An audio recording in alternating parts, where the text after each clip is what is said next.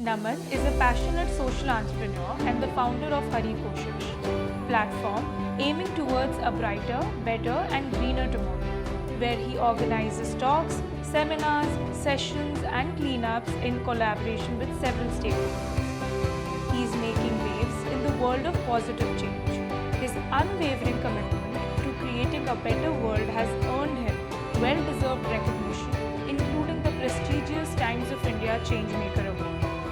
Naman's journey in driving change extends beyond his entrepreneurship endeavors. His internship at Save the Children India allowed him to contribute significantly to the promotion of children's welfare, touching the lives of many.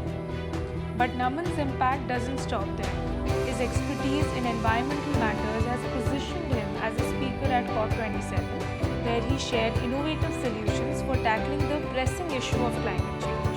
His ability to inspire action for social transformation is evident through his engaging and powerful speeches.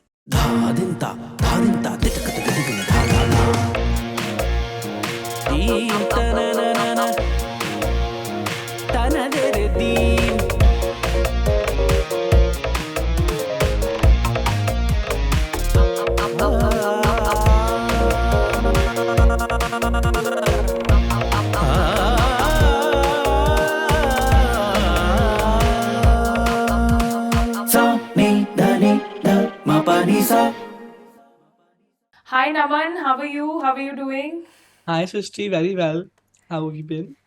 Great, great. Thank you so much for doing this episode with us, which is we are interacting and having this conversation with the climate champions, and you being one of them and a very passionate change maker, and have been representing, you've also represented at COP27, and would love to know innovative ideas that you have been suggesting and taking actions as to tackle climate change, right? So I'll start by asking Naman if you can just describe what is climate change for you in a sentence. Of course, that's a wonderful question. So, climate change actually includes both the global warming that is driven by human emissions of greenhouse gases that are due to any sort of human activities that are actually plundering our ecosystems and the Mother Earth, as well as the resulting large scale shift in the weather patterns.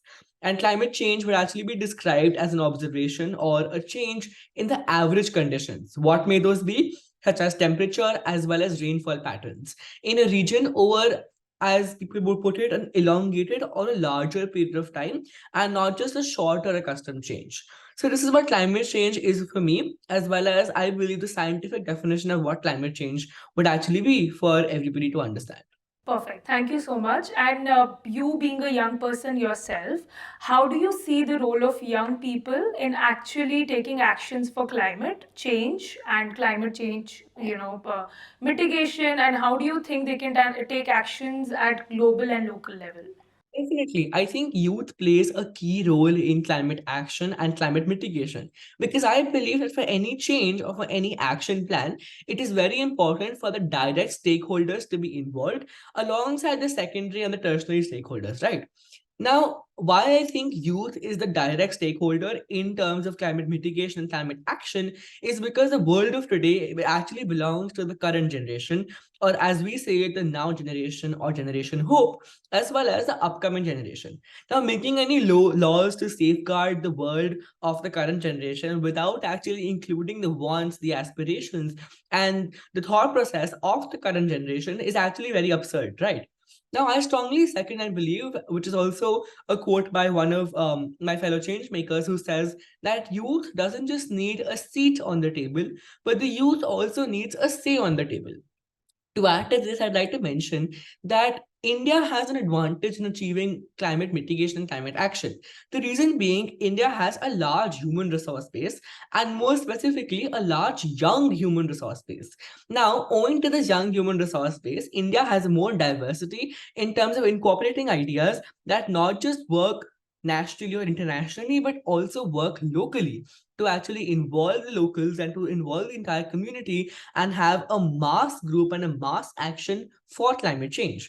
And this is one of the major reasons why I think climate change is only possible to actually overcome, or to fight against climate change is only possible when the youth, the direct stakeholders, and the fresh minds that bring in the perspective of different generations, preventing any sort of shortcomings due to a generation gap, can be overcome and can be prevented when youth is actually involved in fighting climate change, and in looking forward for a future where every person is a change maker and everything works in harmony instead of in a parasympathetic relationship. That's great. Thank you so much for sharing your insights on that, Naman. Now, because you're the founder of an organization called Hari Koshish, and and the name itself, sounds very interesting to me. And I'm very curious to know the idea behind the organization. How did this happen? How did you start the organization, and the kind of impact you have been, kind of seeing or creating through your work? If you can just tell us a bit about that, yeah. Yeah, definitely. So my interest in environment actually came to me when I was in fourth grade, and my school was graced by an environmentalist who held a session called Mother Nature Needs Half. And the fact that for Mother Nature to heal herself, she only needs half the world, half our time, and half our effort actually fascinated me, knowing the various plundering effects that humans have or are still having towards Mother Nature, causing her decline, are actually, or can we can actually overcome all of them by just half of our things, right? And that's when I started my interest started inclining towards protecting Mother Nature and towards knowing more about climate change, what actually is it, and how climate change has now gone from local to global, but the community involvement is required at a local level as well as a global level as well. Now, how did the idea of Hari Koshish come to me? This is actually one of my lockdown projects, as I was put it. I started off Hari Koshish in the first wave of the coronavirus pandemic. And I started it off as a social media Instagram platform wherein I just made a couple of posts on Canva and I uploaded them. But then I soon came to the realization that to achieve the change I want to see in the world, these Canva posts won't do it. And actual action involving the people, spreading awareness and taking action is what is required. And I continued on my journey to grow Hari Koshish as a solo member, running the entire team. And now it makes me very happy to say that we're actually a team of 21 young people working in different divisions, but achieving towards the same or the one cause of being the change we wish to see in the world. And owing to this, Hari Koshish has now mentored or has now held workshops for children for over 3,000 plus children, wherein we actually hold workshops on green jobs, climate mitigation, climate action, climate change, and youth advocacy at various schools and colleges, including our Nukkar Natak, which we perform and have performed in IIT Delhi as well, that talks about the current epidemic and the current pandemic, which may occur again because of climate change, as well as the different changes around us due to climate change, and how we, the youth, have the power to actually support climate action and look forward to a world where everybody is a change maker and all of us can achieve and can live in a world with harmony and with trust amongst each other. So this is some of the work which Hari Koshish has been doing. And also among our on-ground action plans, we've collected till now over 400 plus bags of plastic waste from various locations, including one of our major cleanups, which we did with the Generation Hope, as part of being a part of the Generation Hope by STC India, now Bal Raksha Bharat, was when we did a cleanup in Govinpuri district with the Delhi Child Champions. And we cleaned their park, learning about how their struggles are and how they have adapted to living where they live, and cleaning their park, cleaning their surroundings, and how happy they felt to see that their surroundings can actually be cleaned through simple processes and simple steps, and inspiring them to continue this change, because I strongly believe that change has a rippling effect. It starts somewhere, but it continues everywhere. So that's what my journey has been with Hari Koshish and some of the impact which we've happily and we're very proudly left on people. But yeah, of course, there is so much more to go, and this is just the beginning for us. Wow, and that sounds so inspiring actually because you're so young. Like I can't even remember what was I thinking when I was in my 10th standard. So kudos to you and your efforts, and to actually think beyond ourselves and our careers, and to kind of also think about how can we build a career also around serving the country or maybe the environment and other people as well. So that's very commendable. Thank you so much for sharing that. I hope that will also inspire our young listeners who are listening to us or watching us. Thank you. Another question would be that because you have participated in COP27, right? Yeah. I know that it's a kind of a meeting where climate leaders from different countries, they come together and they discuss about the climate situation, and they come up with the ideas and what kind of policies should they actually implement or come up with in their respective countries. So could you tell us about the ideas, the innovative ideas that you presented when you were a part of COP27? How did this happen? How did you get this opportunity? Because it's great and very inspiring. And also, how has this opportunity helped you personally and professionally? Yeah, so of course, being a part of COP27 was actually a life-changing experience for me as well.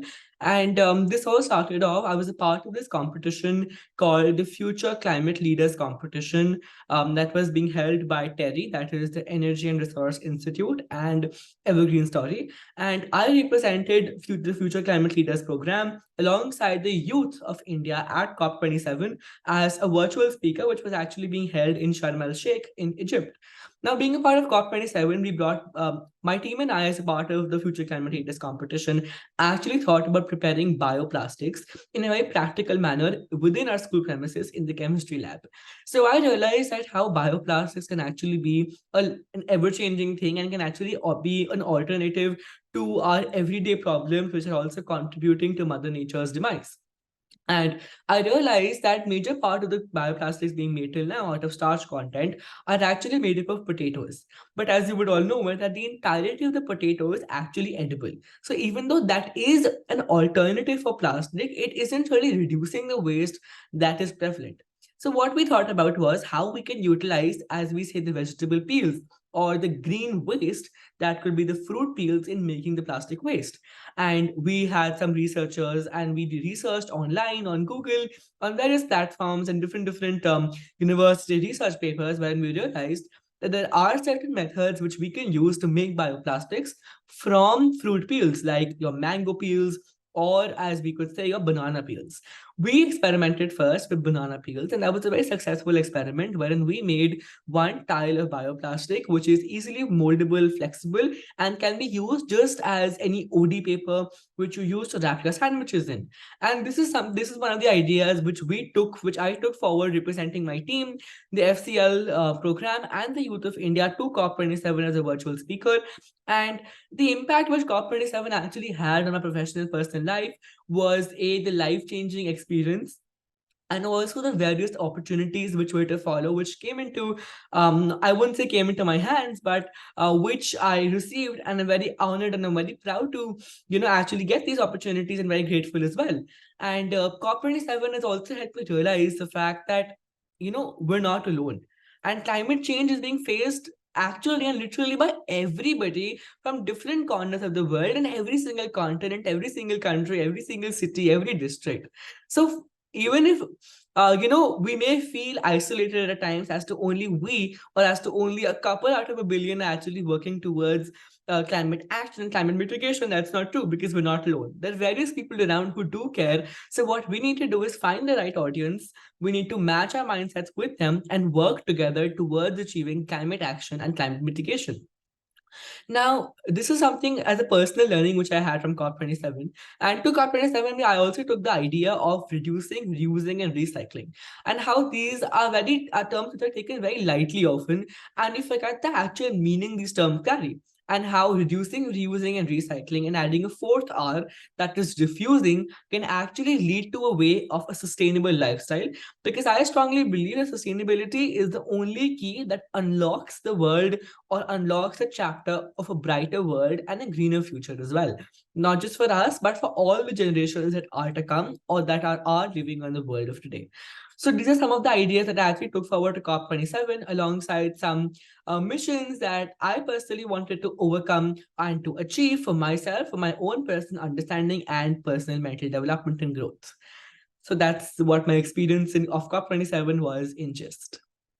Awesome. And all of that also sounds very innovative and creative. I mean, other than being just practical, it's very innovative as well.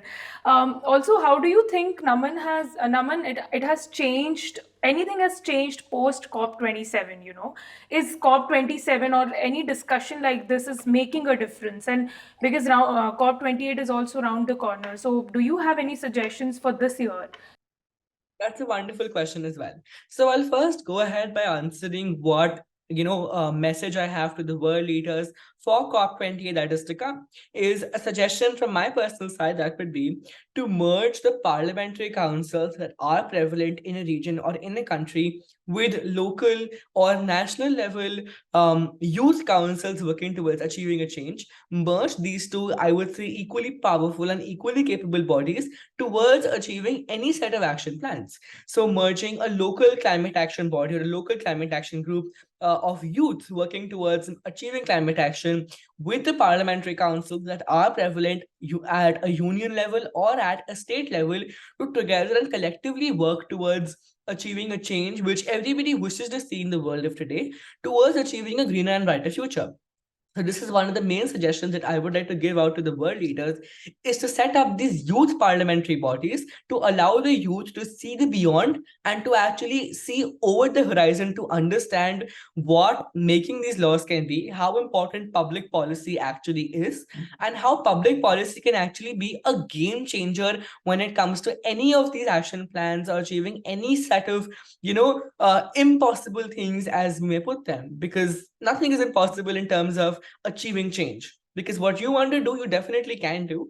And I know this is a very cliche saying, but I always believe in this, that when there is a will there is a way, and the way towards this is to implement the wonderful ideas which both the youth groups and the legislative groups already have, combine them together, think together, and then look forward for a better observation and look forward for a better implementation action plan as well, because then these action plans can easily be managed at a national level as well as at a local level, which are both equally important and necessary.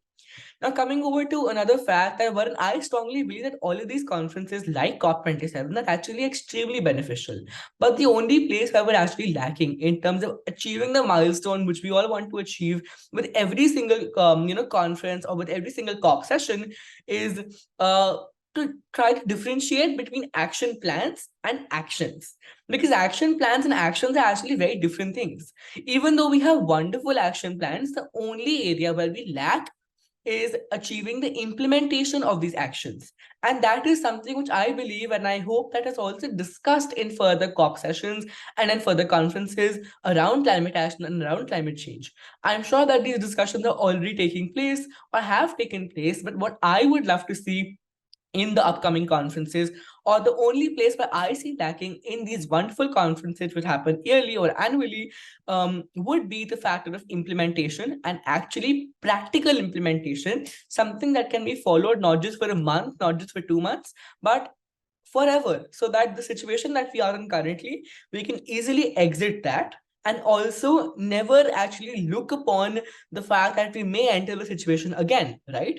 So living in harmony will only be able to achieve when the implementation idea is practical, is something which can easily be followed, and is something which can be carried on and easily modified.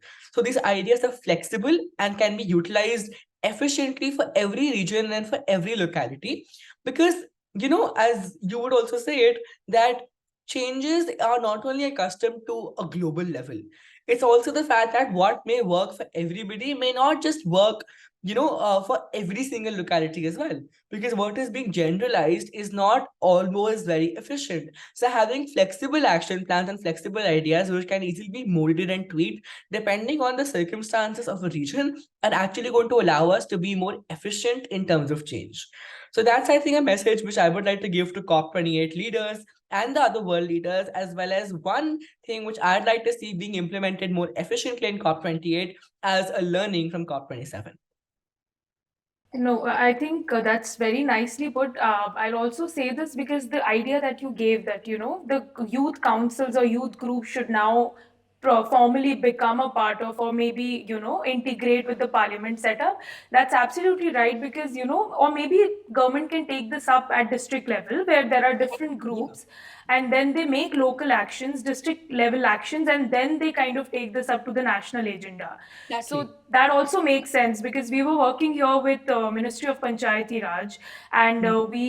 we actually contributed in drafting the state action plan, where we did talk about the gender inclusion. We spoke about climate change agenda, and all of that. Every district has a very different plan, because all of them have Right. very different landscape and everything. So you implement certain things here, and then you take it up to the national level. So I think that also is a great idea. Thank you so much, Naman. I know this is a very short time for us to learn so much more from you, and as an organization, we have been working since last 5 years, but your efforts and being such a young person and taking things up from a very young age is again inspiring us and will inspire others as well. So we would love to collaborate with you in future as well, and Yes. hope to meet you in person, and then also think about what else can we do together to address these issues. Definitely, definitely. I mean, Sky Social was like, it was a wonderful opportunity for me as well, and you don't know how excited I was when I received the call from you. And Srishti, it's been wonderful talking to you, and I love your mindset, and I of course love to collaborate someday, and of course achieve a certain set of action plans, and also to just to add to what you were talking about earlier, and I strongly second your idea of how it's important for us to differentiate between the fact that what works for everyone, like what works for a larger set of area, it does not necessarily work for everyone, because every region, every district, and in India, we say that culture and heritage has a variation with every 100 kilometers or with every 10 kilometers. I don't know how exactly the saying goes, but in such a diverse country like this, and of course in our very diverse world as well, one set of action plan cannot work for every district. So having these district action plans and then eventually leading on to national and international plans is the most important thing to do. So I absolutely agree with you on that. And yeah, I'm very grateful for this opportunity, and thank you so much for having me here. Thank you so much, Naman. Thank you so much, and have a great day. Thank you. You as well. Thank you so much, Bye Srishti. bye. Have Take care. one Bye.